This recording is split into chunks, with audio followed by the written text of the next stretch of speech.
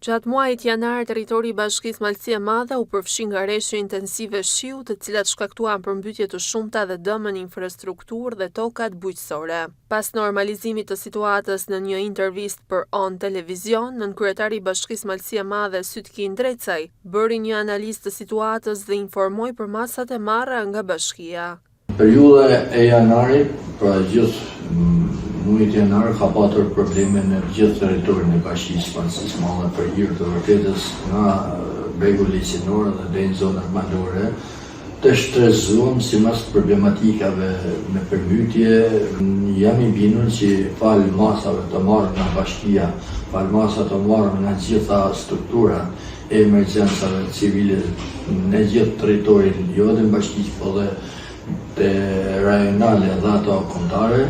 ja dolëm mand, ta kalojmë me sukses të situatë dhe të krijojmë një normalitet për gjithë territorin e Bashkisë Malësisë së Madhe, qoftë në qarkullimin e mjeteve, por aq më tepër edhe të njerëzve në komunikimet e përditshme. Duhet të them që ka pasur probleme të cilat disa familje kanë pasur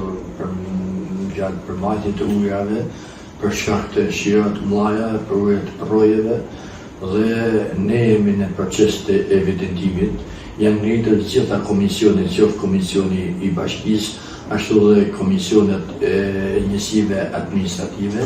Jemi në fazën e evidentimit të këtyre dëmeve të cilët kanë shkaktuar rreshtet qofshin shirave apo të dëborës, dhe shpejt ne do japim edhe një informacion të plot të gjithë familjeve dhe dëmeve që kanë patur. Ai shtoi se bashkia po punon për një projekt të ri, i cili do t'i paraqitet qeverisë me qëllim investimin për përmirësimin e infrastrukturës në qytetin e Koplikut dhe parandalimin e përmbytjeve në vitet e ardhshme. Ne jemi duke diskutuar dhe evidentuar edhe problematikat që janë në çdo njësi administrative edhe në qytetin e Koplikut, për t'i bërë prezent në qeveri, dhe jam i bindur gjatë vitit 2026,